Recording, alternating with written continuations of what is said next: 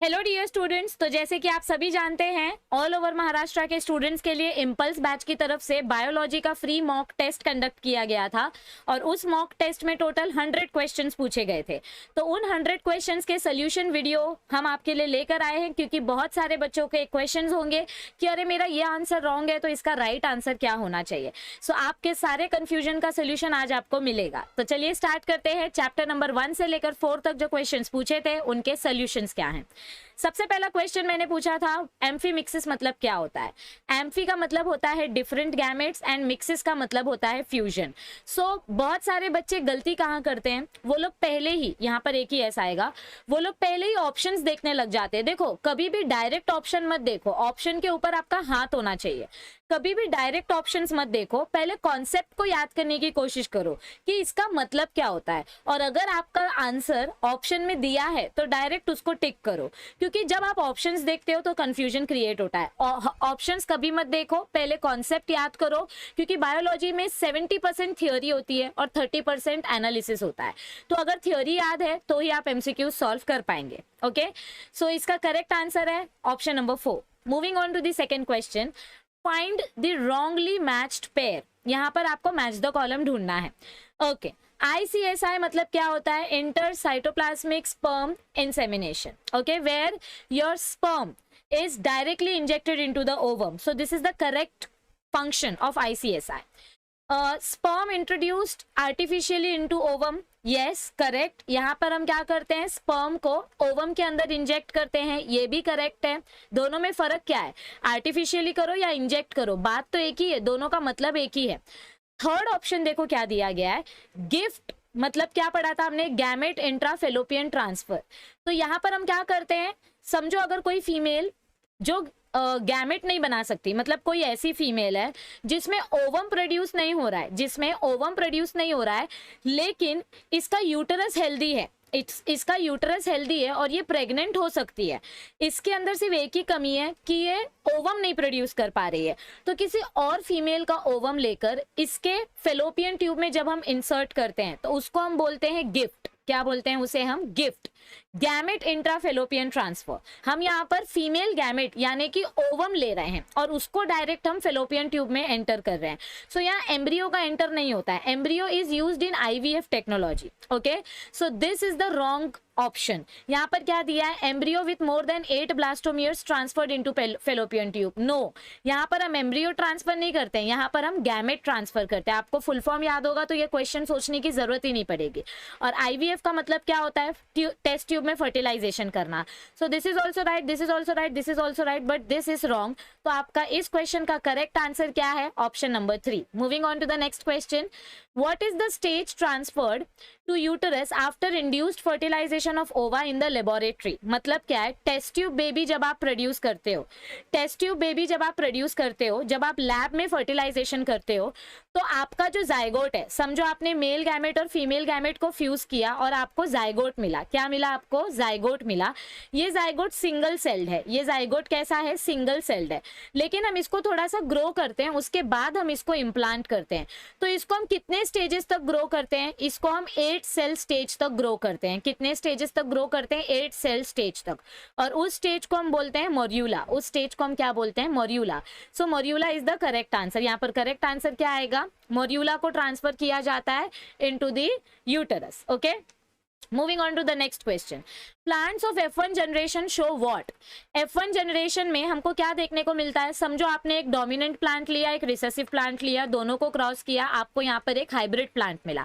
अब इसका phenotypic character कैसा दिखाई दे रहा है, टॉल दिखाई दे रहा है। सो यहाँ पर हमको डोमिनेंट कैरेक्टर एक्सप्रेस होकर दिखाई देता है, इसीलिए हम बोलते हैं कि F1 जनरेशन में लॉ ऑफ डोमिनेंस देखा जाता है। Okay, alright, moving on to the next question, genes located on non homologous part of X chromosomes are called what. देखो, किसी भी क्रोमोसोम का ऊपर वाला जो रीजन होता है, this is non homologous region. Okay, so non homologous region में जो जीन्स प्रेजेंट होते हैं उन जीन्स को अलग करना मुश्किल ही नहीं नामुमकिन होता है, क्योंकि इनके बीच का डिस्टेंस बहुत कम होता है।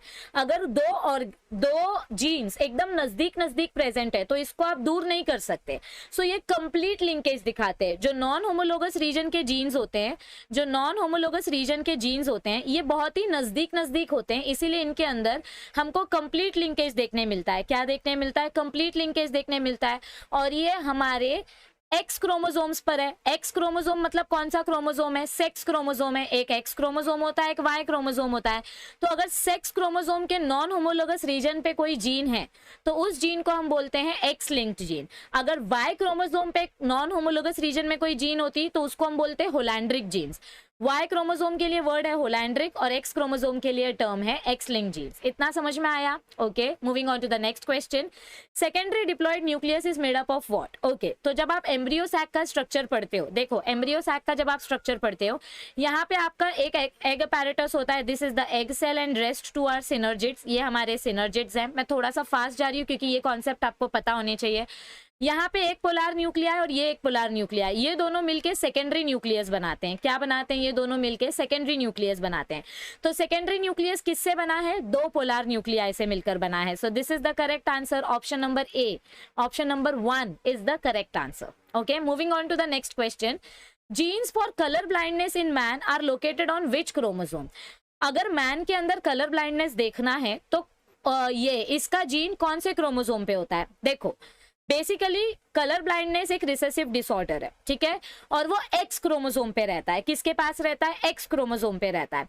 अब मेल्स के पास तो दो ही क्रोमोसोम है, एक एक्स और एक वाई। तो मेल्स अगर कलर ब्लाइंड है, समझो अगर कोई आदमी कलर ब्लाइंड है तो उसका कलर ब्लाइंडनेस का जीन कहां पर प्रेजेंट रहेगा? उसके नॉन होमोलोगस रीजन के एक्स क्रोमोसोम पर। कहां पर प्रेजेंट रहेगा? Non homologous part of x chromosome. ये देखो, ये नॉन होमोलोगस रीजन है और ये नीचे वाला होमोलोगस रीजन है, ठीक है। याद रखो कैसे पता चलता है कौन सा रीजन नॉन होमोलोगस है और कौन सा रीजन होमोलोगस है? जो रीजन क्रॉसिंग ओवर नहीं करता है, नो क्रॉसिंग ओवर, जहां पर आपको क्रॉसिंग ओवर देखने को नहीं मिलती है, that is non homologous region. और जहां पर क्रॉसिंग ओवर होता है, जहां पर क्रॉसिंग ओवर होता है और रिकॉम्बिनेशन देखने को मिलता है, उस रीजन को हम होमोलोगस रीजन बोलते हैं। क्या बोलते हैं उस रीजन को? Homologous reason. सो इस रीजन में क्रॉसिंग ओवर नहीं होता है और इस रीजन में अगर आपका कलर ब्लाइंडनेस का रिसेसिव जीन प्रेजेंट है तो इसको हम बोलेंगे कलर ब्लाइंड मेल, क्योंकि उसके पास एक ही एक्स है और वो एक्स डिफेक्टिव है तो वो फिनोटिपिक कैरेक्टर में दिख के आएगा। सो इस क्वेश्चन का करेक्ट आंसर है option number 3। Moving on to the next question. किसी को अगर कोई कॉन्सेप्ट समझ में ना आए तो आप लोग उसका डिटेल चैप्टर का वीडियो देखो, आपको समझ में आएगा, क्योंकि मुझे 90 मिनट्स में ये वीडियो खत्म करना है। 100 क्वेश्चन है और 90 मिनट से भी कम टाइम में ये पूरा वीडियो खत्म करना है। DNA multiplication is termed as what? DNA जब खुद का कॉपी बनाता है तो उसको हम बोलते हैं ऑटो कैटालिटिक फंक्शन। क्या बोलते हैं उसको हम? ऑटो कैटालिटिक फंक्शन, ठीक है। सो ऐसे प्रोसेस को हम क्या बोलते हैं? जब डीएनए, एक डीएनए से आपको जब दो नए डीएनए मिलते हैं तो इस प्रोसेस को हम बोलते हैं रेप्लिकेशन। इस प्रोसेस को हम क्या बोलते हैं? Replication, okay. क्योंकि ट्रांसक्रिप्शन में एमआरएनए बनता है, ट्रांसलेशन में प्रोटीन बनता है और आपके ट्रांसडक्शन में बैक्टीरियल सेक्सुअल रिप्रोडक्शन होता है। सो ये तीनों ऑप्शंस नहीं आएंगे, replication is the right answer, okay.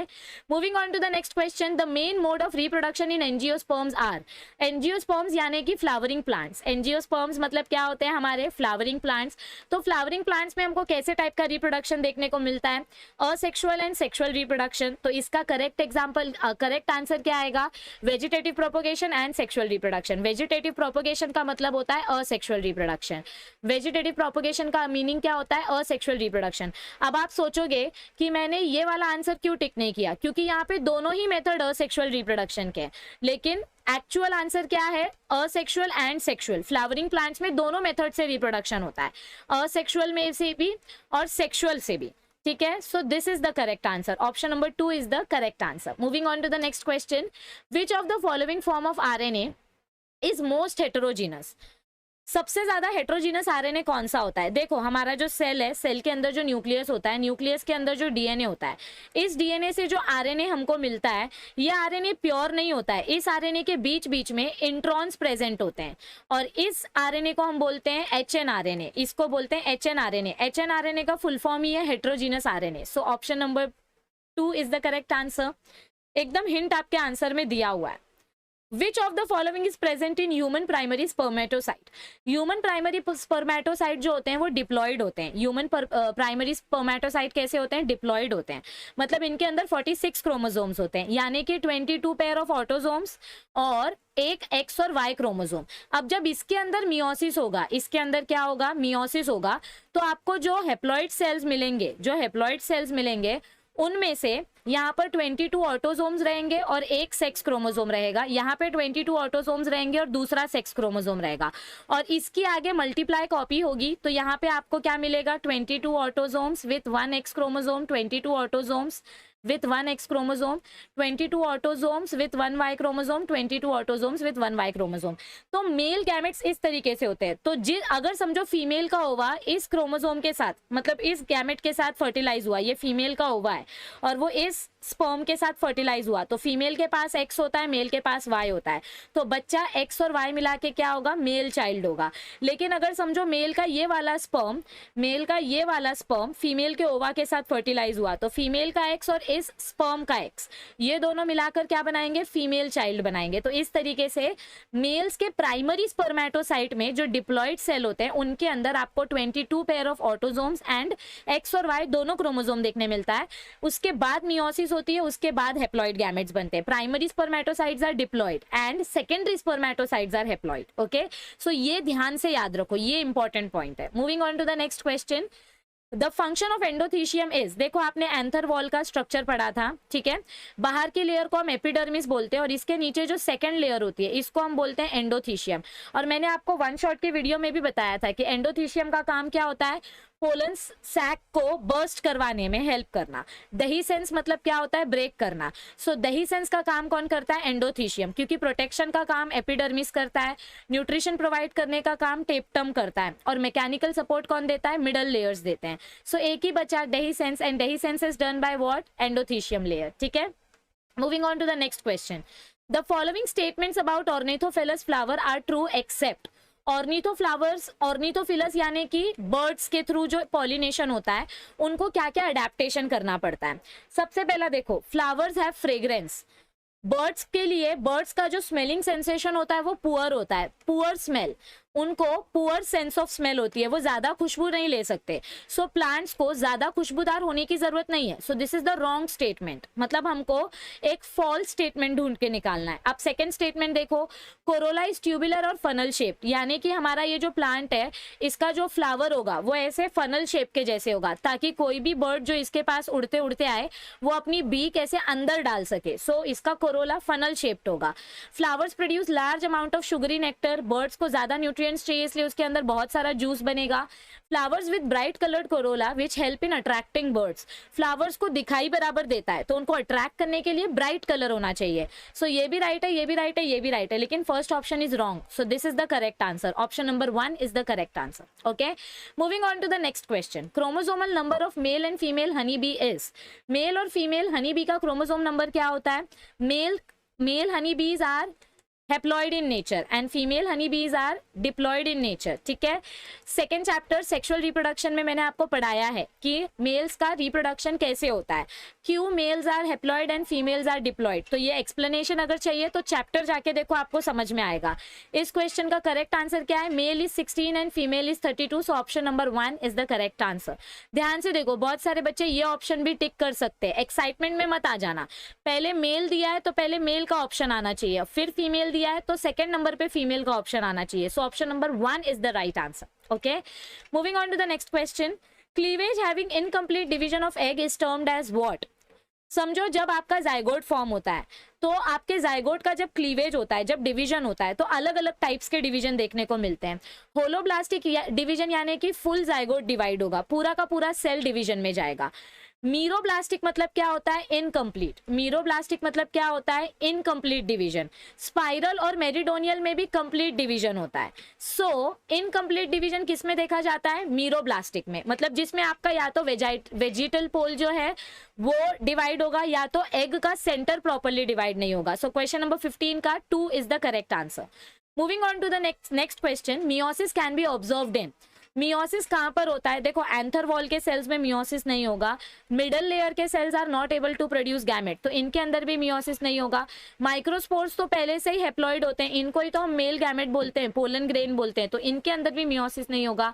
Microspore mother cells के अंदर मियोसिस होता है, जिसके वजह से आपको 4 टेट्राड पोलन ग्रेन्स मिलते हैं। So this is the correct answer, option number 4 is the correct answer. Moving on to the next question, criss cross inheritance in drosophila leads to the discovery of what?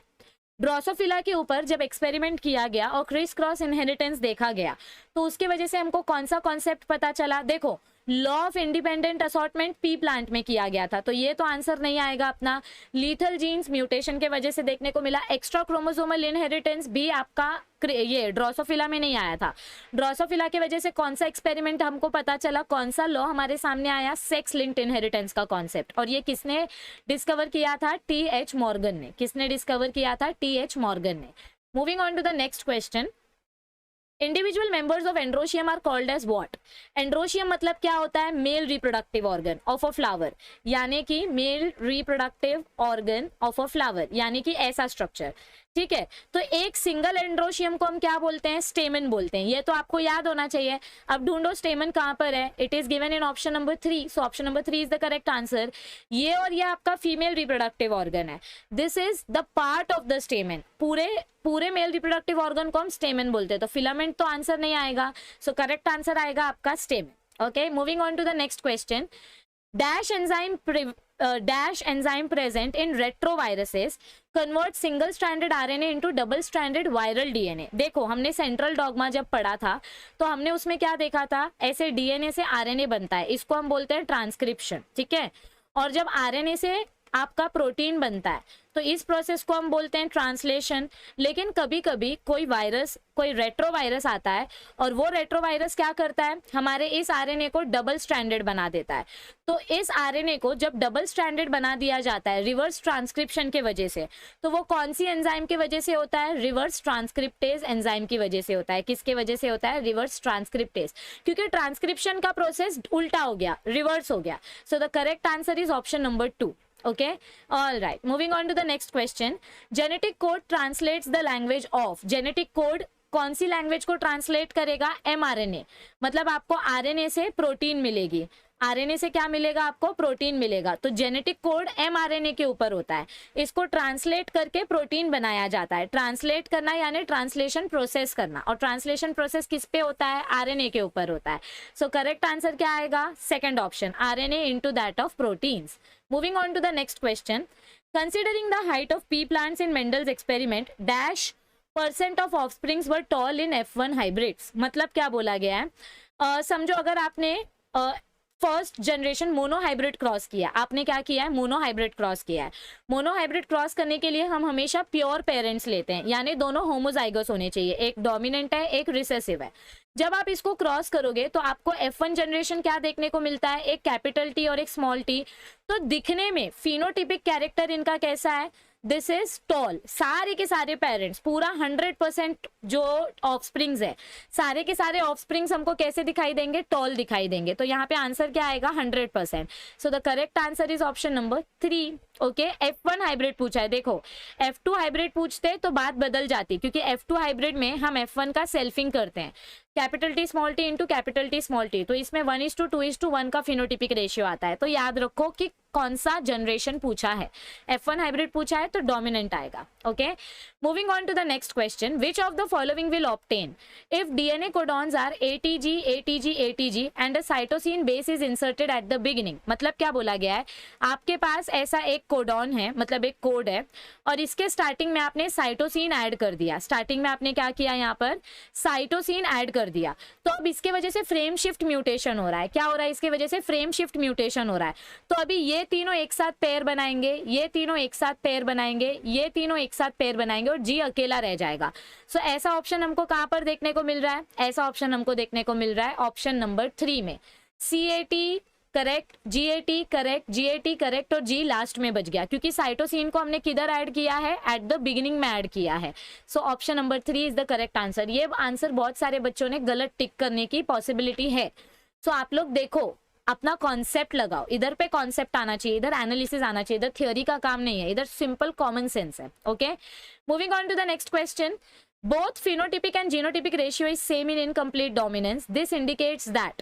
देखो, जब incomplete dominance की हम बात करते हैं तो incomplete dominance में क्या होता है, समझो आपने एक रेड फ्लावर लिया था और एक व्हाइट फ्लावर लिया, दोनों को जब आपने क्रॉस किया तो आपको क्या देखने को मिला, आपको पिंक फ्लावर देखने को मिला. आपको क्या देखने को मिला, आपको पिंक फ्लावर देखने को मिला. मतलब हाफ कैरेक्टर्स इस पेरेंट के और हाफ कैरेक्टर्स इस पेरेंट के एक्सप्रेस हुए. और जब आपने इसका सेल्फिंग किया, ये आपका F1 जनरेशन है, जब आपने इसका F2 जनरेशन निकाला तो आपको क्या देखने को मिला, ऐसे कुछ ऑफस्प्रिंग्स मिले.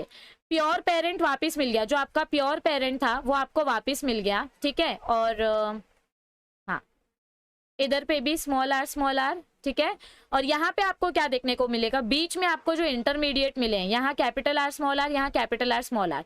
तो इसका फिनोटिपिक और जीनोटिपिक रेशियो क्या है, फिनोटिपिक रेशियो इज 1:2:1 और जीनोटिपिक रेशियो भी वही है.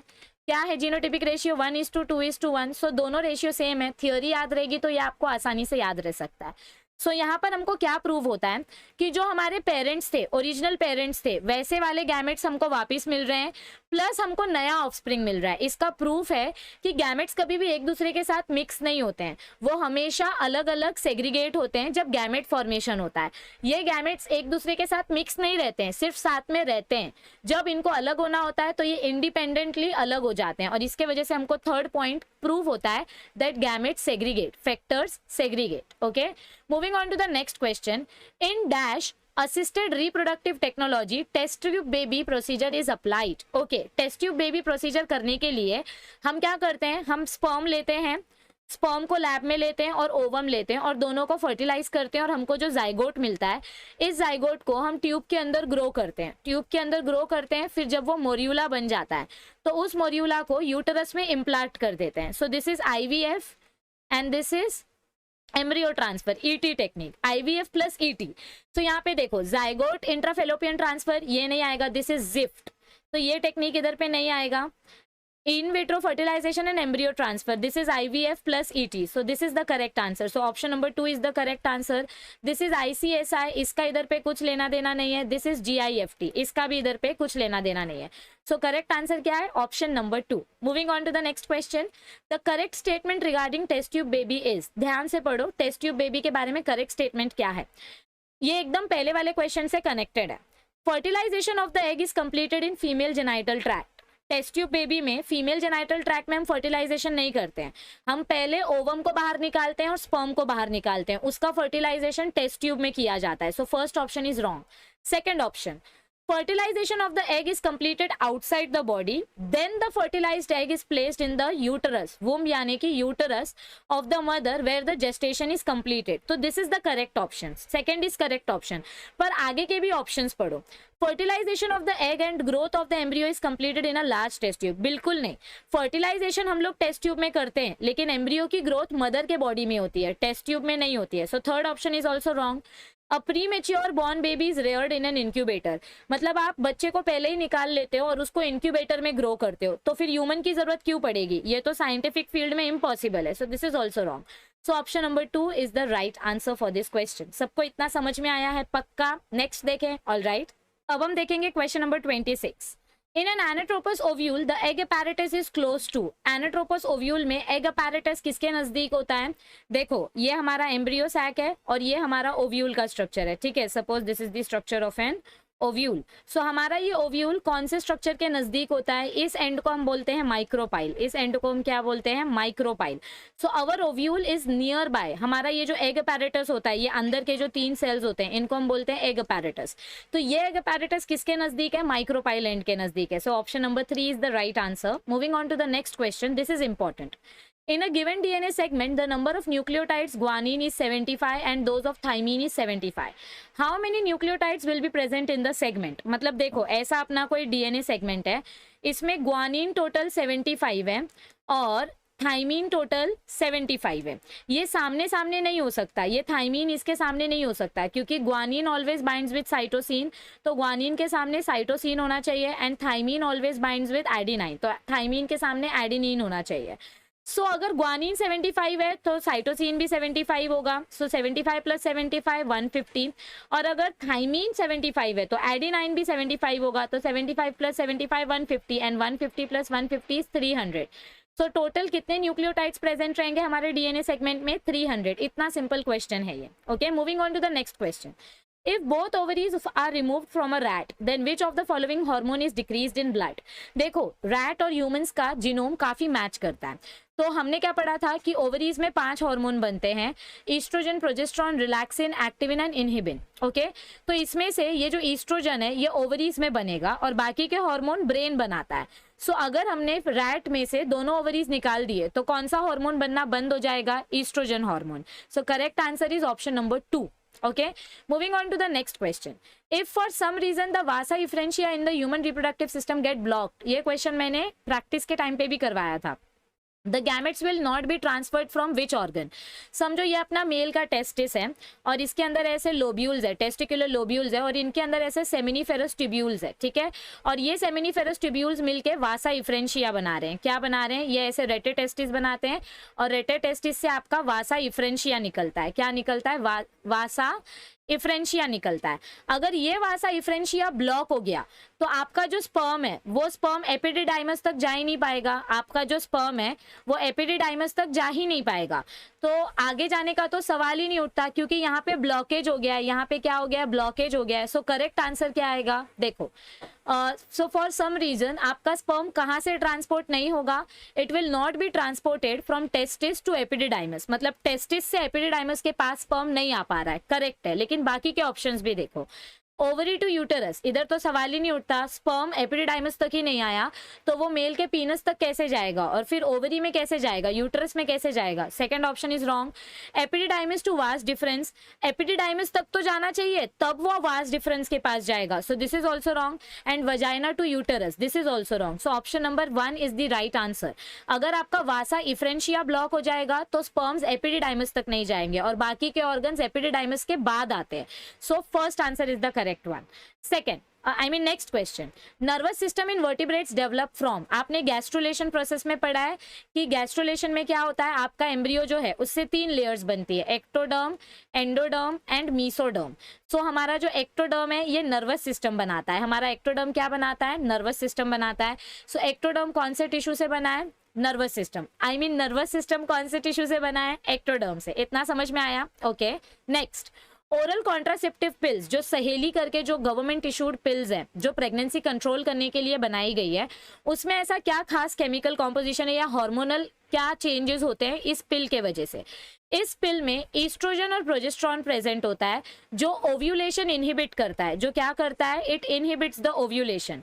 इस पिल के वजह से आपका ओव्यूलेशन इनहिबिट होता है, मतलब ओव्यूलेशन फॉर्म नहीं होता है। इस पिल के वजह से पहले ही प्रेगनेंसी जैसी कंडीशन हो जाती है तो आपकी बॉडी को लगेगा कि आप पहले से प्रेग्नेंट हो, तो नया ओवम डेवलप नहीं होगा।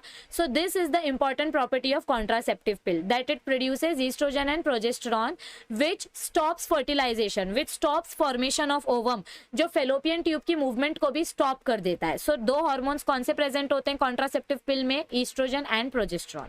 Next, the term not related to the primary construction of a chromosome is, देखो ऐसा क्रोमोसोम का स्ट्रक्चर अगर हम देखें तो इसको हम बोलते हैं सेंट्रोमियर। सेंट्रोमियर के बाहर स्पिंडल फाइबर्स के साथ अटैच होने के लिए यहाँ पे काइनेटोकोर प्रेजेंट रहते हैं। क्या प्रेजेंट रहते हैं? काइनेटोकोर प्रेजेंट रहते हैं। और इनके अंदर से ऐसे छोटा छोटा ग्रैन्युलर स्ट्रक्चर जाता है, उसको हम बोलते हैं क्रोमोमियर। उसको हम क्या बोलते हैं? क्रोमोमियर। तो ये तीनों ऑप्शंस प्रेजेंट है क्रोमोसोम में, लेकिन काइनोमियर करके कुछ प्रेजेंट नहीं है। So option number 2 is the right answer. Okay, next question, which of the following is the correct statement? Correct statement आपको ढूंढना है। क्लीवेज फॉलोज गैस्ट्रुलेशन, मतलब आपका जो जाइगोट है, जाइगोट के अंदर क्लीवेज हुआ और क्लीवेज के बाद तुरंत गैस्ट्रुलेशन हुआ। ये रॉन्ग है, क्योंकि क्लीवेज के बाद पहले ब्लास्टुलेशन होता है और ब्लास्टुलेशन के बाद आपका गैस्ट्रुलेशन होता है। So first statement is wrong. Yolk content of the egg has no role in cleavage, ये भी रॉन्ग है। योग कंटेंट के वजह से हमारा जो जाइगोट है वो प्रॉपर क्लीवेज करता है, योग कंटेंट भी क्लीव होता है। Okay, so this is also wrong. Cleavage is repeated mitotic division of zygote.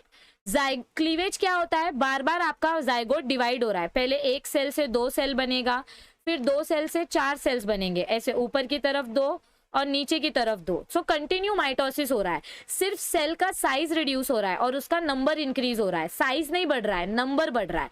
So option number 3 is the correct answer. And moving on to the next question, gastrulation and blastulation are followed by each other. No, पहले blastulation होगा फिर gastrulation होगा, ये उल्टा दिया है। So this is also wrong. So the correct answer is option number 3।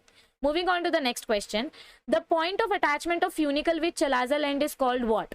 समझो अगर आपका ऑर्थोट्रोपस ओव्यूल की मैं बात करूं, कौन से ओव्यूल की बात कर रही हूं मैं? ऑर्थोट्रोपस ओव्यूल की बात कर रही हूं।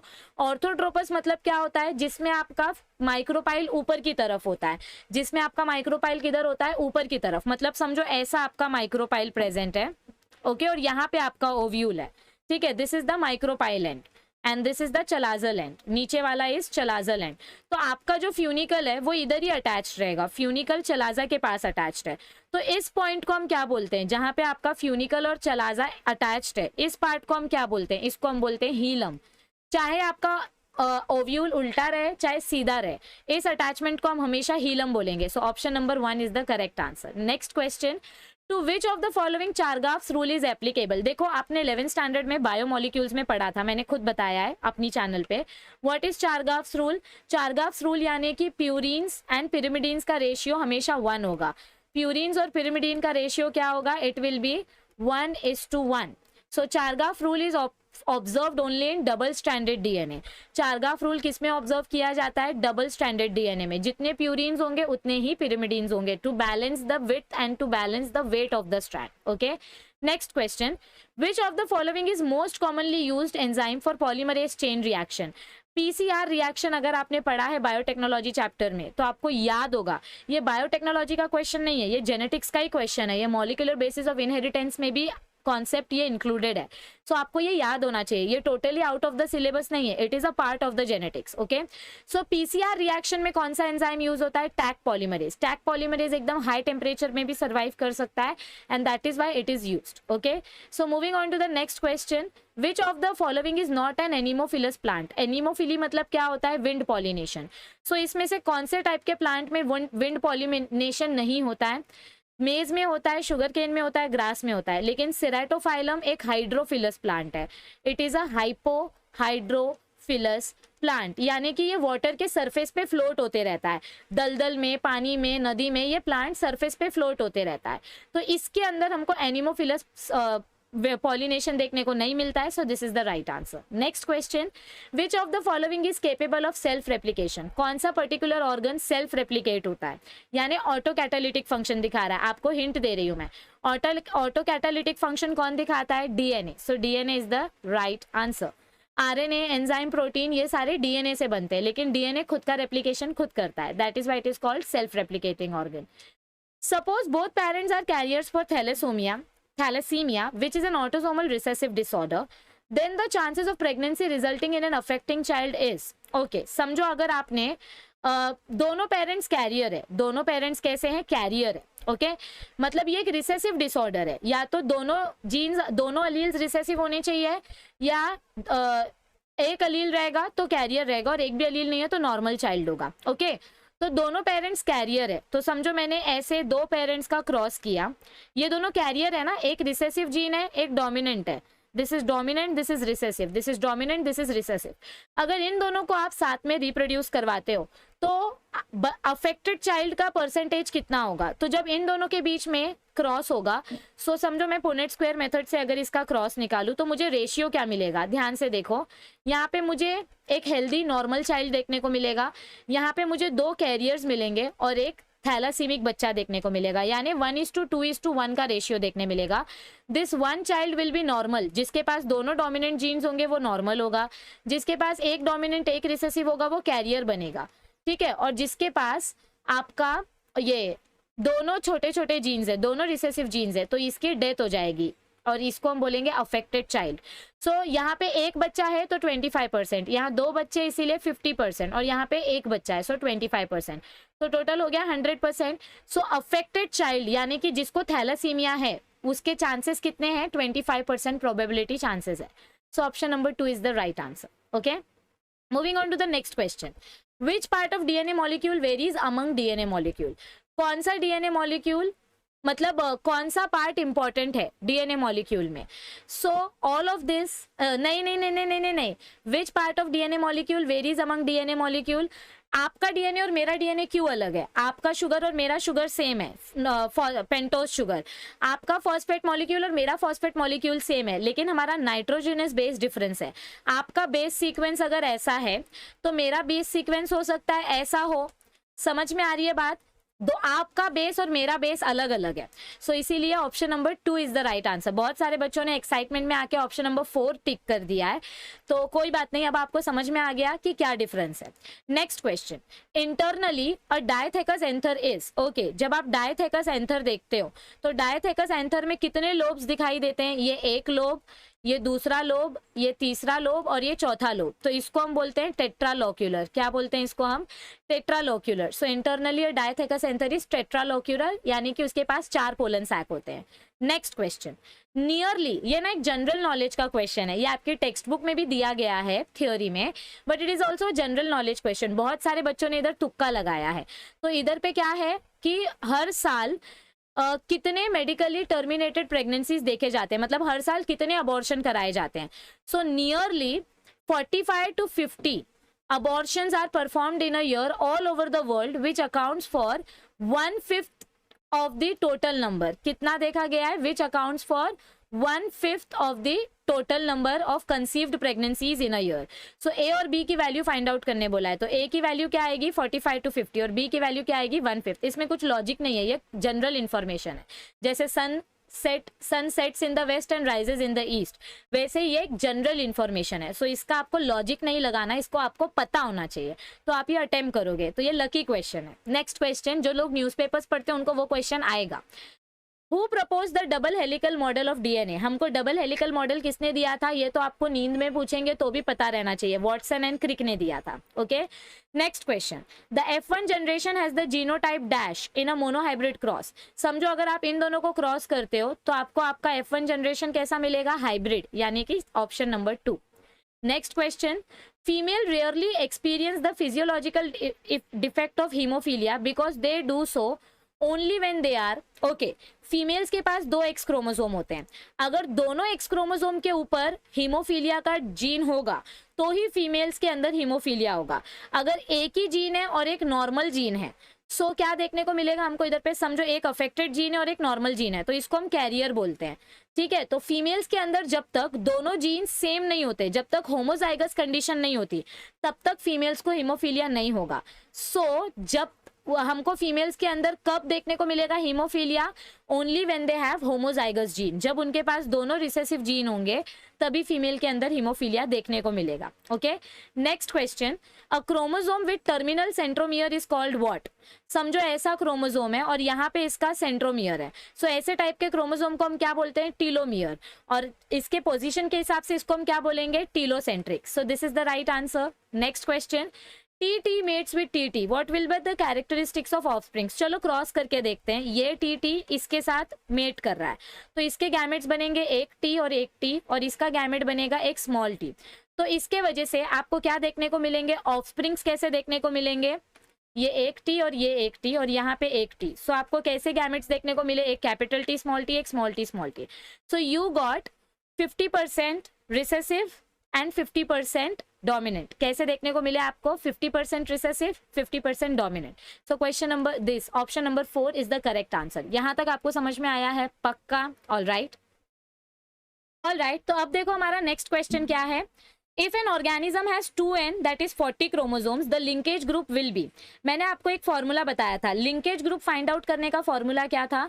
आपका जो डिप्लॉयड नंबर ऑफ क्रोमोसोम्स है, इसका half chromosome. Haploid number of chromosomes represent linkage group. So 40 का हाफ कितना होगा? 20. यानी कि उस ऑर्गेनिज्म में कितने लिंकेज ग्रुप्स होंगे? 20 लिंकेज ग्रुप होंगे. So option number 2 is the right answer. Next question, identify the correct statement regarding sexually transmitted diseases. Sexually transmitted diseases के बारे में आपको करेक्ट स्टेटमेंट बताना है. Haemophilia is one of the STDs. ये wrong है. It is a genetically disease. Okay, ये genetic disease है, क्रोमोसोमल डिजीज है. ठीक है. Then a person is A person may contact syphilis by sharing milk with one already suffering from the disease. Milk share करने से syphilis नहीं share होता है. It's a sexually transmitted disease. Semen जब तक transfer नहीं हो जाता तब तक sexually transmitted disease नहीं होगा. So this is also wrong. Genital herpes and sickle cell anemia are both STDs. Sickle cell anemia is a genetic disease, so this is wrong. And the chances of a 5-year boy contacting are both very little. Yes, this is the right answer. अब 5 साल का बच्चा तो sexual activity करेगा नहीं, वो sexual reproduction करेगा नहीं. सो ये वाला आंसर आपका राइट है. सेक्सुअली ट्रांसमिटेड डिजीज में 5 साल के बच्चे में आपको कोई डिजीज देखने को नहीं मिलता है. मतलब सिफिलिस 5 साल के बच्चे को नहीं होगा. ओके हाँ, अगर जेनेटिकली उसके अंदर ट्रांसफर हुआ है then that is a difference case. मतलब अगर कोई मदर प्रेग्नेंट है और उसको सिफिलिस हुआ तो बच्चे में डिफेक्ट हो सकता है. लेकिन 5 साल का बच्चा खुद सेक्सुअल एक्टिविटी नहीं करेगा तो उसके अंदर ये सेक्सुअल डिजीज देखने को नहीं मिलेगी. सो this is the right answer. Next question देखो क्या दिया गया है. Down syndrome is an example of, कौन से टाइप का एग्जाम्पल है. डाउन सिंड्रोम में हमको क्या देखने को मिलता है, आपका जो 21st क्रोमोसोम होता है वहां पर एक क्रोमोसोम एक्स्ट्रा आ जाता है. So it is an example of aneuploidy. Monoploidy मतलब हेप्लॉइड, पॉलीप्लॉइडी भी आपके यूप्लॉइडी का एग्जाम्पल है. And polyteny is not the concept. So aneuploidy is the right answer. Which of the following is soluble RNA. Soluble RNA कौन सा RNA होता है, tRNA. Soluble RNA कौन सा आरएनए होता है, टीआरएनए, क्योंकि ये आसानी से सेल में डिसॉल्व हो जाता है, ये बहुत छोटा होता है. Okay next question. A gene is made up of what. Gene किससे बनता है, gene is made up of, yes tell me, either A और बी. क्यों पता है, क्योंकि जो वायरसेस होते हैं उन वायरसेस में आरएनए जेनेटिक मटेरियल होता है और जो यूकैरियोटिक सेल होते हैं उनके अंदर डीएनए जेनेटिक मटेरियल होता है. सो जीन आरएनए से भी बनता है, मतलब हमारा जो जीन है वो आरएनए में भी होता है, डीएनए में भी होता है. बहुत सारे बच्चों ने डीएनए आंसर टिक किया होगा लेकिन वो आंसर राइट नहीं है. आरएनए वायरसेस भी तो होते हैं जिनका जेनेटिक इंफॉर्मेशन, जैसे बैक्टीरियोफाज या एचआईवी वायरस में तो सिर्फ आरएनए वायरस ही है, आई मीन आरएनए उनका जेनेटिक इंफॉर्मेशन है. सो इस क्वेश्चन का राइट आंसर क्या आएगा, option number 4. Moving on to the next question, the double layer wall of pollen grain is called what. ऐसा आपका pollen grain का wall रहता है, इसकी double layer को हम क्या बोलते हैं, स्पोरोडर्म. इसकी double layer को हम क्या बोलते हैं, sporoderm. Okay next question.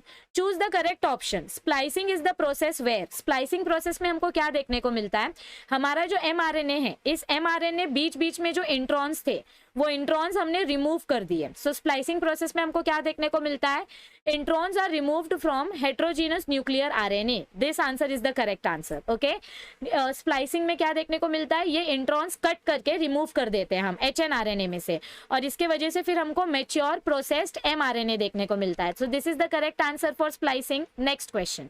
The 3' to 5' phosphodiester linkages inside a polynucleotide chain serve to join which of the following component. इधर E आएगा.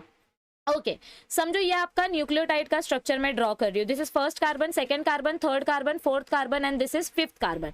फिफ्थ कार्बन के साथ आपका फॉस्फेट ग्रुप अटैच होता है और ये आपका नाइट्रोजनस बेस है. तो ये एक न्यूक्लियोटाइड है. दूसरा न्यूक्लियोटाइड थर्ड कार्बन से अटैच होगा, फिर यहाँ पे फॉस्फेट आएगा, फिर यहाँ पे आपका फिफ्थ कार्बन आएगा और फिर इस फिफ्थ कार्बन के साथ आपका फोर्थ कार्बन अटैच रहेगा, फिर ये थर्ड कार्बन, फिर ये वापस से ये आपका शुगर 1 2 3 और यहाँ पे nitrogenous base. So third carbon और फिफ्थ कार्बन पे क्या देखने को मिल रहा है हमको, न्यू न्यूक्लियोटाइड अटैच हो रहे हैं. सो थर्ड कार्बन और फिफ्थ कार्बन का जो फॉस्फोडाइस्टर बॉन्ड है इसके वजह से आपका नया डीएनए स्ट्रैंड बनता है. So one nucleotide is attached with another nucleotide, मतलब ये एक न्यूक्लियोटाइड दूसरे न्यूक्लियोटाइड के साथ अटैच हो रहा है. So option number 3 is the correct answer. Okay एक स्ट्रैंड को दूसरे स्ट्रैंड से जोड़ने के लिए हाइड्रोजन बॉन्ड यूज होते हैं, तो वो आंसर नहीं आएगा. न्यूक्लियोसाइड भी नहीं आएगा क्योंकि न्यूक्लियोसाइड में ये फॉस्फेट नहीं होता है, सो न्यूक्लियोसाइड नहीं आएगा. Okay all right. अब और 1 nitrogen base with pentose sugar ये भी नहीं आएगा. So option number 3 is the right answer. Moving on to the next question. The phenomenon permitting exchange of chromosome segment is called what. जब दो chromosomes अपना अपना जेनेटिक इंफॉर्मेशन शेयर करते हैं तो इस प्रोसेस को हम क्या बोलते हैं, क्रॉसिंग ओवर. क्या बोलते हैं इस प्रोसेस को हम, क्रॉसिंग ओवर. ओके सो जिसके वजह से कैरेक्टर्स रिकॉम्बिनेशन हमको देखने को मिलता है. Next question. What is the function of tRNA? Selection of amino acids. tRNA amino acid को पकड़ पकड़ के लाएगा और mRNA के पास देगा. सो फर्स्ट ऑप्शन, ये क्वेश्चन हमने पढ़ा भी था. Next question.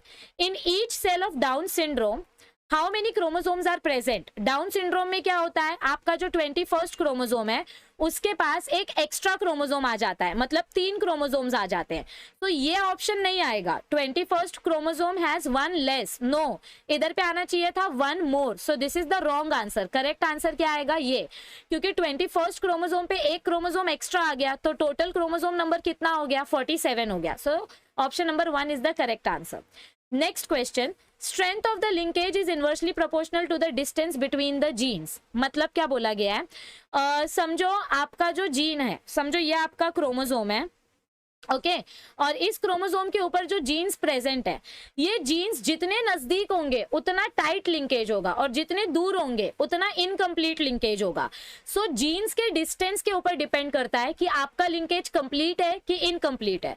So the correct answer for this question is genes. अब तक अगर लिंकेज वाला वीडियो नहीं देखा है तो प्लीज लिंकेज वाला वीडियो देखो, आपको समझ में आ जाएगा ये concept. Okay, all right. When more than one codon code for same amino acid, this is termed as what? Okay, एक से ज्यादा कोडॉन अगर सेम अमीनो एसिड के लिए कोड कर रहे हैं, समझो आपका अमीनो एसिड है यू, मतलब फिनाइल एलेनिन की अगर मैं बात करूं, फिनाइल एलेनिन की अगर मैं बात करूं, फिनाइल एलेनिन, ठीक है। सो इस अमीनो एसिड के लिए ये एक कोडॉन है, ये दूसरा कोडॉन है, ये तीसरा कोडॉन है, एक्स वाई, मतलब कोई भी रैंडम कोडॉन। तो एक अमीनो एसिड के बहुत सारे कोडॉन्स हैं, इस प्रॉपर्टी को हम क्या बोलते हैं, डीजेनरेसी। इस प्रॉपर्टी को हम क्या बोलते हैं, डीजेनरेसी, और जिसके लिए दूसरा वर्ड है redundancy. So this is the right answer. Okay, तो अब हम देखते हैं क्वेश्चन नंबर 61। क्वेश्चन नंबर 61 में क्या दिया है, देखो बच्चों, अगर जिनको लग रहा है कि मैं बहुत ज्यादा फास्ट जा रही हूँ तो वो इसलिए क्योंकि ये सारे कॉन्सेप्ट हम ऑलरेडी पढ़ चुके हैं। आपको अगर ये डिटेल कॉन्सेप्ट जानना है तो आप इन चैप्टर्स की डिटेल वीडियो देखो, तो आपको समझ में आ जाएगा कि कौन से क्वेश्चन का क्या आंसर क्यों आया है। ठीक है, ओके। सो क्वेश्चन नंबर 61 में देखो क्या बताया गया है, what is the main function of the fimbriae of the fallopian tube in females. Females में फिम्ब्रिए का क्या फंक्शन होता है। देखो, फीमेल का जो रिप्रोडक्टिव सिस्टम होता है, यूटरस, यूटरस के यहाँ से ओवेरियन लिगामेंट, फिर यहाँ से ओवरी निकलती है, ओके और फिर ओवरी से आपका यहाँ पर फिम्ब्रिए कनेक्टेड होता है। यहाँ पर क्या कनेक्टेड होता है हमारा, ऐसे फिम्ब्रिए कनेक्टेड होता है, और ये ऐसे फेलोपियन ट्यूब आकर वापस आपके यूटरस से कनेक्ट होती है। वापस किससे कनेक्ट होती है, यूटरस से। सो ये जो फिम्ब्रिए फिंगर लाइक जैसे स्ट्रक्चर्स जो हैं, ये क्या करेंगे, हमारे ओवरी से जो ओवा रिलीज होता है वो ओवा पकड़ने का काम करते हैं, यानी to collect the ovum after ovulation. So देखो, फर्स्ट ऑप्शन क्या दिया गया है, to make necessary changes in the endometrium, नहीं, फिम्ब्रिए का उससे कुछ लेना देना नहीं है। To release ovum from the graafian follicle, fimbriae तो सिर्फ ओवम को पकड़ेगा, वो ग्राफियन फॉलिकल से थोड़ी उसको खींच के लाएगा। To help in the development of corpus luteum, fimbriae में कॉर्पस ल्यूटियम नहीं बनता है, कॉर्पस ल्यूटियम ओवरी के अंदर ही बनता है। So this is also wrong option. Correct option is to help in the collection of ovum after ovulation, यानी जब ये ओवम रिलीज हो जाएगा तो वो ऑस्टियम, फिम्ब्रिए के अंदर ना बच्चों ऐसे छोटा सा होल होता है, यहाँ से आपका ओवम अंदर आता है। ठीक है, ऑल राइट। तो चलो, अब करेक्ट आंसर तो हमको पता चल गया है, अब हम बढ़ते हैं नेक्स्ट क्वेश्चन की तरफ। So question number 42, C DNA can be made by. C DNA कैसे बनता है, this is the double stranded DNA. Double stranded DNA से आप एमआरएनए बनाते हो। ठीक है, अगर ये वायरल जीनोम आपके डीएनए के साथ इंटरफेयर करे तो ये वायरस क्या करेगा, रिवर्स ट्रांसक्रिप्टेज एंजाइम की मदद से ये इसको सी डीएनए बना देगा। क्या बना देगा, सी डीएनए बना देगा, यानी आरएनए की मदद से डीएनए मिल रहा है। ये एमआरएनए ओरिजिनल है और इसके वजह से जो डीएनए हमको मिल रहा है, ये डीएनए कैसे मिल रहा है हमको, आरएनए से डीएनए मिल रहा है। तो ये कौन से एंजाइम की वजह से मिलेगा, आरएनए डिपेंडेंट डीएनए पॉलीमरेज। देखो एक चीज याद रखो, हमेशा याद रखो, अगर डीएनए की वजह से डीएनए मिलता है तो उधर पे कौन सी एंजाइम यूज होती है, डीएनए डिपेंडेंट डीएनए पॉलीमरेज। अगर डीएनए के वजह से डीएनए मिलता है तो वहां पे कौन सी एंजाइम यूज होती है, डीएनए डिपेंडेंट डीएनए पॉलीमरेज। और ये प्रोसेस रेप्लिकेशन में देखा जाता है। ये एंजाइम कहाँ देखी जाती है, रेप्लिकेशन प्रोसेस में। अगर डीएनए की वजह से आरएनए मिल रहा है, डीएनए की वजह से आपको आरएनए मिल रहा है, जैसे एमआरएनए, तो ये प्रोसेस में कौन सा एंजाइम यूज होगा, डीएनए डिपेंडेंट आरएनए पॉलीमरेज। कौन सा एंजाइम यूज होगा, डीएनए डिपेंडेंट आरएनए पॉलीमरेज। और ये प्रोसेस हमको देखने को मिलता है ट्रांसक्रिप्शन में। कहाँ देखने को मिलता है ये प्रोसेस हमको, ट्रांसक्रिप्शन में। लेकिन अगर आरएनए से डीएनए मिल रहा है, मतलब उल्टा प्रोसेस, आरएनए से अगर आपको कॉम्प्लीमेंट्री डीएनए मिल रहा है तो यहाँ पे कौन सा एंजाइम यूज होगा, आरएनए से डीएनए मिल रहा है, सो यहाँ पे कौन सा एंजाइम होगा, RNA dependent DNA polymerase, and which is nothing but your option number 2. Okay, so I hope आपको ये बेसिक लॉजिक समझ में आया होगा, ये शॉर्टकट ट्रिक है याद रखने का. Next question number 63, identify the correct statement. इसमें हमको प्लियोट्रॉपिक जीन्स के बारे में कुछ स्टेटमेंट्स दिए गए हैं जिसमें से हमको करेक्ट स्टेटमेंट ढूंढ के निकालना है. Pleiotropic genes exhibit single phenotype. नहीं, हमने क्या पढ़ा था, pleiotropic gene one gene controls more than one phenotype. एक जीन क्या करता है, एक जीन एक कैरेक्टर से ज्यादा कंट्रोल करता है. So one gene control more than one phenotype. Okay, so this is pleiotropy. ये हमको किस में देखने को मिलता है, प्लियोट्रॉपी में देखने को मिलता है. सो फर्स्ट ऑप्शन क्या दिया गया है, pleiotropic genes exhibit single phenotype. Pleiotropic gene क्या करते हैं, सिंगल फिनोटाइप देते हैं. ये रॉन्ग है. प्लियोट्रॉपिक जीन से एक फिनोटाइप नहीं मिलता है, बहुत सारे फिनोटाइप मिलते हैं. Pleiotropy is caused by a gene which has multiple phenotypic effect. ये करेक्ट ऑप्शन है. प्लियोट्रॉपी के वजह से आपको मल्टीपल फिनोटाइप्स देखने को मिलते हैं. So this is correct. Lethal genes mutation के वजह से बनते हैं, तो इधर पे प्लियोट्रॉपी का कुछ लेना देना नहीं है. Sickle cell anaemia is an example of multifactorial inheritance. Multifactorial inheritance नहीं है, ये एक ही फैक्टर यानी कि एक ही जीन के ऊपर डिपेंड करता है, sickle cell anaemia. So this is also wrong. इधर पे मल्टी फैक्टोरियल मतलब क्या होता है, मल्टीपल जीन्स. ये मल्टीपल जीन्स का एग्जाम्पल नहीं है, ये एक ही जीन का एग्जाम्पल है. समझ में आ रही है आपको बात. So this is also wrong. So correct answer क्या है, option number 2 is the correct answer. Moving on to the next question. The development of male gametophyte is. Male gametophyte की डेवलपमेंट कैसे होती है, एंडोस्पोर के अंदर. यानी ये जो मेल गैमेट है वो अपने पोलन ग्रेन के अंदर ही बनेंगे, और ये ट्यूब न्यूक्लियस है. ये उल्टा मुंह दिखाई दे रहा है. Okay fine, whatever. So male gametes हो या फीमेल गैमेट हो, उनका डेवलपमेंट एंडोस्पोरिक ही होता है. कैसा होता है, एंडोस्पोरिक. यानी ये अपने सेल के अंदर ही डेवलप होते हैं. Okay, next question. Formation of pollen grain is known as what. Pollen grain को बोलते हैं माइक्रोस्पोरोजेनेसिस और फीमेल गैमेट को बोलते हैं megasporogenesis. So the correct answer for this question is microsporogenesis. Next question. Salvia flowers bear 2 anther lobes in which. Okay, salvia एक special flower है. इसमें हमको क्या देखने को मिलता है, समझो ऐसा आपका कोई फ्लावर है, ठीक है, और इस फ्लावर में आपका कोई इंसेक्ट आकर बैठा है. इस फ्लावर में आके क्या बैठा है, आपका इंसेक्ट आकर बैठा है. ये इंसेक्ट जब नीचे वाले पेटल के ऊपर प्रेशर देता है, समझो ये आपका फ्लावर है और इस फ्लावर में यहाँ से ये इंसेक्ट आ रहा है, मेरा पेन मेरा इंसेक्ट है. तो ये इंसेक्ट जब नीचे वाले पेटल पे ऐसे प्रेशर देगा तो ऊपर वाला पेटल ऊपर की तरफ आएगा. मतलब देखो लिवर मैकेनिज्म होता है इधर पे.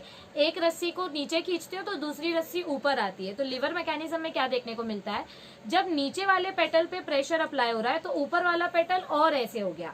तो यहाँ पे जो फिलामेंट था, ये फिलामेंट क्या करेगा, ये फिलामेंट अपने पोलन ग्रेन्स इंसेक्ट के ऊपर चिपका देगा.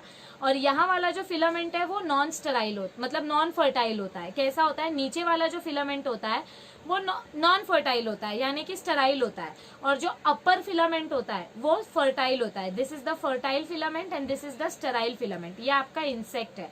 आई नो मेरा इंसेक्ट के जैसा नहीं दिखाई दे रहा है, बट जो लोअर फिलामेंट होता है दैट इज स्टेराइल फिलामेंट, और जो अपर फिलामेंट होता है दैट इज फर्टाइल फिलामेंट. तो यहाँ पर हमको क्या देखने को मिलता है, सैल्विया फ्लावर्स में ऊपर का जो एंथर का लोब है it is fertile and the lower one is sterile. ये बहुत कॉमन पॉइंट है जहां सब बच्चे मिस्टेक करते हैं. So the correct answer for this question is option number 1. Moving on to the next question.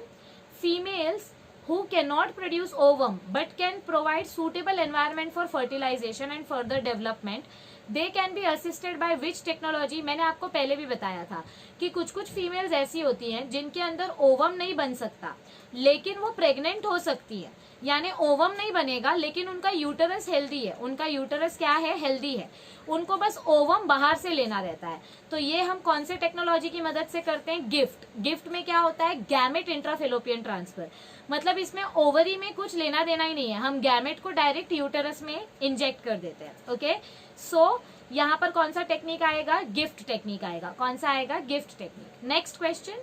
Male gametes are formed from. Male gametes कहाँ से बनते हैं, जर्मिनल एपिथेलियम से. और जर्मिनल एपिथेलियम के लिए दूसरा नाम क्या है, जनरेटिव सेल. जर्मिनल एपिथेलियम के लिए दूसरा नाम क्या है, generative cell. So this is the right answer. Next question. Find the correct statement regarding genetic code. Genetic code से रिलेटेड करेक्ट स्टेटमेंट हमको ढूंढ के निकालना है. U is the initiation codon. ये इधर पे ही रॉन्ग है. स्टार्ट कोडॉन क्या है, हमने पढ़ा है AUG. What is the start codon, our start codon is AUG. So first statement is wrong. Second statement, there are 64 codons and only 21 amino acids. ये right statement है, लेकिन रुको, बाकी के statements भी read करो, फिर पता चलेगा कौन सा right है कौन सा wrong है. UAA is the nonsense codon which also codes for methionine. इधर तक ये राइट था, लेकिन आगे का पॉइंट गलत है. मिथियोनिन के लिए कौन सा कोडॉन होता है? AUG. सो ये वाला ऑप्शन भी गलत हो गया, ये वाला ऑप्शन भी गलत हो गया. Option 1 and option 3 are wrong. 3 random nitrogenous bases specify the placement of 1 amino acid. This is wrong. Random nitrogen base use नहीं करते हैं हम स्पेसिफिक नाइट्रोजन बेस यूज करते हैं. सो यहाँ पे रैंडम की जगह स्पेसिफिक आना चाहिए था. सो this is also wrong. So the correct answer is option number 2. Next question, the F2 generation offspring in a plant showing incomplete dominance exhibit. Incomplete dominance में हमको F2 जनरेशन का क्या फिनोटिपिक और जीनोटिपिक रेशियो देखने को मिलता है? देखो, इनकम्प्लीट डोमिनेंस का एग्जांपल मैंने आपको बताया था, रेड एंड व्हाइट फ्लावर्स. समझो ये आपके रेड फ्लावर्स है, ये आपका व्हाइट फ्लावर है. दोनों क्रॉस करेंगे तो आपको पिंक फ्लावर मिलेगा. ये है हमारा F1 जनरेशन. अब अगर आप इसका F2 जनरेशन निकालते हो और इसको आप आपस में सेल्फिंग कराते हो तो आपको क्या देखने को मिलेगा? यहाँ पे capital R capital R capital R capital small small small. So इसमें फिनोटिपिक और जीनोटिपिक रेशियो क्या मिला? This is 1, this is 2 and this is 1. So phenotypic and genotypic दोनों रेशियो सेम है, इनकम्प्लीट डोमिनेंस और को डोमिनेंस का. So correct answer क्या आएगा? Similar phenotypic and genotypic ratio. Okay, next question, the process of copying genetic information from one strand of DNA into RNA is known as what? अगर आपका DNA double stranded है और इसका one strand का information copy करके आप RNA बना रहे हो तो इस प्रोसेस को हम क्या बोलते हैं? इस प्रोसेस को हम बोलते हैं ट्रांसक्रिप्शन. सो इस क्वेश्चन का करेक्ट आंसर क्या आएगा? जी हाँ मेरे बच्चों, क्वेश्चन नंबर 71 का राइट आंसर है option number 2. Next question, which of the following represents purines of DNA? इसमें से प्यूरिन्स कौन से हैं? देखो, मैंने आपको एक ट्रिक बताया था लेक्चर्स के टाइम पे, ऑल गॉड्स आर प्योर, ऐसा ट्रिक बताया था. तो ऑल मतलब एडेनिन, ऑल का ए ले लो, ये हो जाएगा एडेनिन, और गॉड्स का जी ले लो, ये हो जाएगा ग्वानिन, और प्योर का मतलब है प्यूरिन. सो प्यूरिन में कौन से 2 बेसेस आते हैं? Adenine and guanine. सो यहाँ पे आंसर क्या आएगा? A. Okay, so option number 1 is the right answer. Next question, an organism with 2 identical allele of a gene in a cell is called what? अगर समझो किसी जीन के दोनों आइडेंटिकल अलील्स एक साथ प्रेजेंट है, जैसे कैपिटल टी, आइडेंटिकल बोला है मतलब सेम, या तो दोनों कैपिटल होंगे या तो दोनों स्मॉल होंगे, तो ऐसे टाइप के जीन को हम क्या बोलते हैं? होमोजाइगस. क्या बोलते हैं ऐसे टाइप के जीन को? हम homozygous. Next question, where are incompletely sexed genes located? देखो, मैं आपको बार बार बता चुकी हूँ, एक बार फिर बताती हूँ. ये अपना समझो क्रोमोसोम है, ये नॉन होमोलोगस रीजन है और ये होमोलोगस रीजन है. ठीक है, होमोलोगस रीजन में जो जीन्स अवेलेबल होते हैं, suppose this is X chromosome and this is Y chromosome. X chromosome के कंपैरिजन में वाई क्रोमोसोम का स्ट्रक्चर छोटा होता है. सो जहां पर आपको स्ट्रक्चर अलग अलग दिखाई दे, इस रीजन को हम बोलते हैं नॉन होमोलोगस रीजन. ठीक है, यहाँ के जीन्स बहुत क्लोजली रिलेटेड होते हैं. नॉन होमोलोगस रीजन के जो जीन्स होते हैं वो बहुत एक दूसरे से चिपके हुए होते हैं, तो इन जीन्स को हम बोलते हैं कंप्लीट लिंकेज. इन जीन्स को हम क्या बोलते हैं बच्चों? Complete linkage. लेकिन होमोलोगस रीजन के जो जीन्स होते हैं वो काफी दूर दूर होते हैं, तो यहाँ पे जो जीन्स अवेलेबल रहेंगे उन जीन्स को बोलेंगे इनकम्प्लीट लिंकेज. जो जीन्स दूर दूर है, जुदा है एक दूसरे से, वो इनकम्प्लीट है, अधूरा है एक दूसरे के बिना, तो दे शो इनकम्प्लीट लिंकेज. दूर जीन्स मतलब इनकम्प्लीट, नजदीक नजदीक रहेगा तो कंप्लीट. सो यहाँ पे हमको कैसे टाइप का लिंकेज देखने को मिलता है? इनकम्प्लीट टाइप का लिंकेज देखने को मिलता है. सो इनकम्प्लीटली सेक्स लिंक्ड जीन्स कहाँ पर लोकेटेड रहेंगे? सेक्स लिंक्ड बोला है मतलब एक्स और वाई क्रोमोसोम दोनों, और कहाँ पर प्रेजेंट रहेंगे? होमोलोगस रीजन में. So sex linked genes will be present on homologous part of X and Y chromosomes. कहाँ पर प्रेजेंट रहेंगे ये? Homologous part of X and Y chromosomes. Okay, next question, the intine of a pollen grain is made up of what? देखो, अपना ये pollen grain का structure है, और पोलन ग्रेन का जो इंटरनल लेयर होता है, ये इंटरनल लेयर कौन से स्ट्रक्चर से बनता है? This is the intine. मैंने आपको बताया था कि आउटर लेयर स्पोरोपोलेनिन से बनता है और इंटरनल लेयर किससे बनता है? बताओ बताओ बताओ. सेल्यूलोज और पेक्टिन से बनता है. इंटरनल लेयर किससे बनता है? Cellulose and pectin. सो इस क्वेश्चन का करेक्ट आंसर आएगा ऑप्शन नंबर 4. यहाँ तक सबको समझ में आया है? आगे बढ़ें. All right. तो अब हम देखेंगे क्वेश्चन नंबर 76। अब लास्ट के 25 क्वेश्चंस देख लेते हैं। क्वेश्चन नंबर 76 में हमको मैच द फॉलोइंग दिया गया है। मैचअप करो। देखो ह्यालुरोनिडेज एंजाइम का क्या फंक्शन होता है। ह्यालुरोनिडेज एंजाइम स्पर्म के हेड में होती है। कहां पर होती है? स्पर्म के हेड में होती है, यहां पर। यहां से ह्यालुरोनिडेज एंजाइम निकलती है जो एक्रोसोमल रिएक्शन कंप्लीट करने में हेल्प करती है। सो इसका आंसर आएगा ऑप्शन नंबर 1। ए का ऑप्शन है 1। फिर बी, कॉर्पस ल्यूटियम क्या करता है? प्रोजेस्ट्रॉन बनाता है, तो सी का आएगा 3। गैस्ट्रोलेशन क्या करता है? अलग अलग ऑर्गन्स बनाने में हेल्प करता है, यानी मॉर्फोजेनेटिक मूवमेंट। सो बी का आएगा 3 और सी का आएगा 2। कैपेसिटेशन क्या करता है? स्पर्म को एक्टिवेट करता है ताकि स्पर्म फास्ट मूव हो सके। और कोलोस्ट्रम मेमोरी ग्लैंड से निकलता है, यानी कि मदर का फर्स्ट येलो मिल्क, उसको कोलोस्ट्रम बोलते हैं। सो ए का 1, बी का 2, ए का 1, बी का 3, सी का 2, डी का 5 और ई का 4। ये ऑप्शन आपको कहां दिखाई दे रहा है? यहाँ पर 1, 3, 2, 5, 4। So this is the correct answer. Okay, simple है। Match the following. Dash base pairs are present in single turn of DNA helix. ये तो हमने थियोरी में पढ़ा था कि एक single turn of DNA helix में कितने बेस पेयर्स प्रेजेंट होते हैं? 10 बेस पेयर्स। कितने बेस पेयर्स प्रेजेंट होते हैं? 10 base pairs. Okay, next question. Okazaki fragments are synthesised by. Okazaki fragments कैसे बनते हैं? लैगिंग स्ट्रैंड से। यह आपका डीएनए रेप्लिकेशन होता है। डीएनए रेप्लिकेशन के टाइम पे एक लीडिंग स्ट्रैंड बनती है और एक लैगिंग स्ट्रैंड बनती है। लैगिंग स्ट्रैंड में हमको क्या देखने को मिलता है? ऐसे छोटे छोटे फ्रेगमेंट्स देखने मिलते हैं, और लीडिंग स्ट्रैंड में एक कंटिन्यूअस स्ट्रैंड देखने को मिलती है। सो ओकाजाकी फ्रेगमेंट लैगिंग स्ट्रैंड से बनते हैं। So answer number 1 is the correct answer. Next question. Normally genes occur in a pair of chromosomes, but genes of X and Y shows different gene loci, indicating what? Okay, देखो X chromosome बड़ा होता है और Y chromosome comparatively छोटा होता है। सो दोनों के साइज में डिफरेंस है, इसीलिए दोनों का लोकेशन अलग अलग है। जो जीन यहाँ पर है वो यहीं पर नहीं होगा, क्योंकि Y का क्रोमोसोम का साइज छोटा है तो उसका लोकेशन अलग हो जाता है। So this is the correct answer. X is longer than Y and therefore they have different location. At the time of crossing over, enzymes help in breakage of bivalents. Bivalents मतलब क्या होता है? जब आप ऐसे क्रॉसिंग ओवर करते हो तो ये देखो, ये एक क्रोमोसोम और ये दूसरा क्रोमोसोम, दो क्रोमोसोम एक साथ इधर पे अपना जोड़ी बना रहे हैं, इधर पे जोड़ी बना रहे हैं। तो इस बॉन्ड को ब्रेक करने के लिए कौन सी एंजाइम यूज की जाती है? एंडोन्यूक्लियस एंजाइम यूज होती है। कौन सी एंजाइम यूज होती है? Endonuclease enzyme. Next question. The segment of DNA which participates in crossing over is called what? Crossing over करना मतलब recombination करना। Crossing over मतलब क्या होता है? ये कैरेक्टर इसको देगा और ये कैरेक्टर इसको देगा, तो इस प्रोसेस को हम बोलते हैं recombination। क्या बोलते हैं? recombination। और recombination के लिए कौन सा जीन प्रेजेंट है? रेकॉन। कौन सा जीन प्रेजेंट है? रेकॉन। रेप्लिकॉन रेप्लिकेशन में होता है, म्यूटॉन म्यूटेशन में और सिस्ट्रॉन ट्रांसक्रिप्शन में। Okay, all right. Next 82 number. Archenteron is lined with. ये क्वेश्चन थोड़ा सा हाई लेवल का था।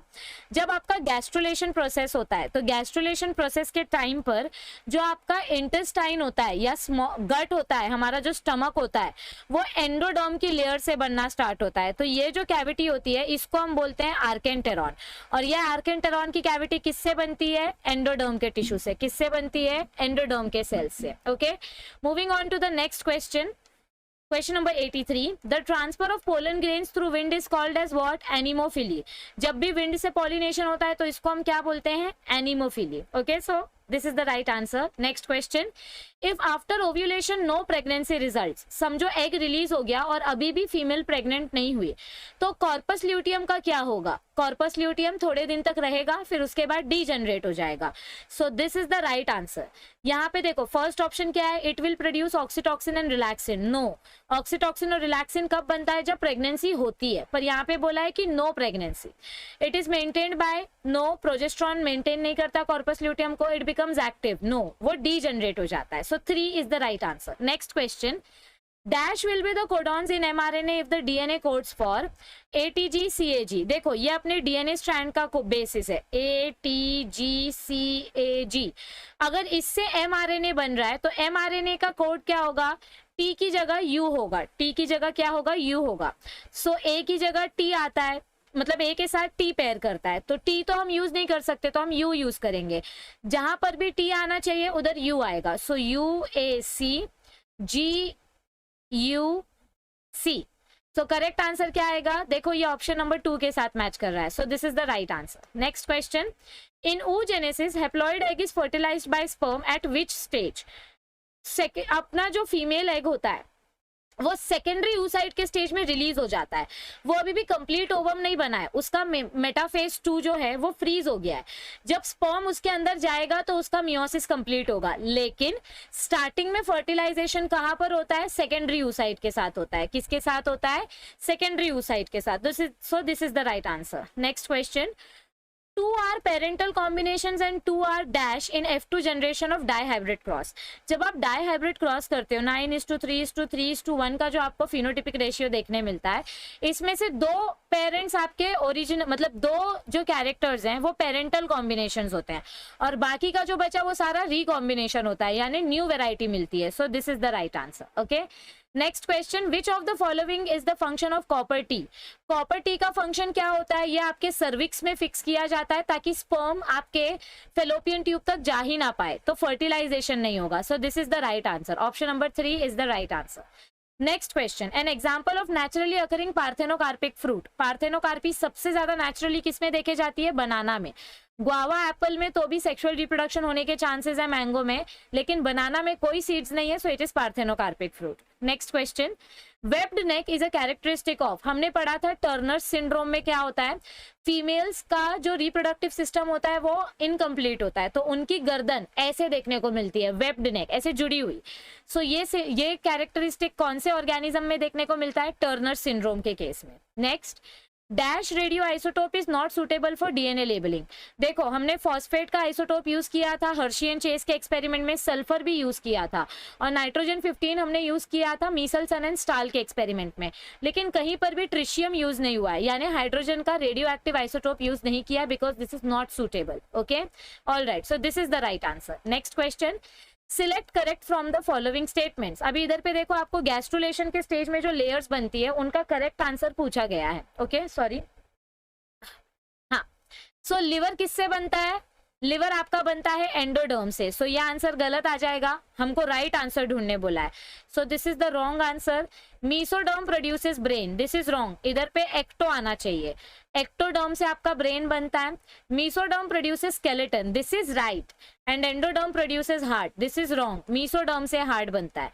सो आप रॉन्ग क्यों है, कौन सा पेयर राइट है वो मैंने आपको बता दिया है। Next question, dash in the egg apparatus play supportive role and degenerate after fertilisation. देखो ये अपना एग अपैरेटस है, ठीक है, ये एग सेल है और ये बाकी के 2 आपके सिनर्जिड्स हैं, बाकी के 2 आपके क्या हैं, सिनर्जिड्स हैं।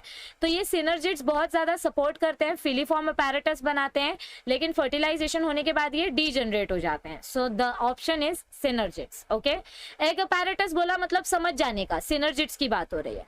विच one of the following is not the function of a chromosome. Chromosome का क्या क्या फंक्शन होता है, regulation of intracellular transport, cell आपस में एक दूसरे से क्या एक्सचेंज करेंगे वो क्रोमोसोम डिसाइड नहीं करता है, वो तो सेल की प्रॉपर्टी है, सो क्रोमोसोम्स उसको डिसाइड नहीं करता है।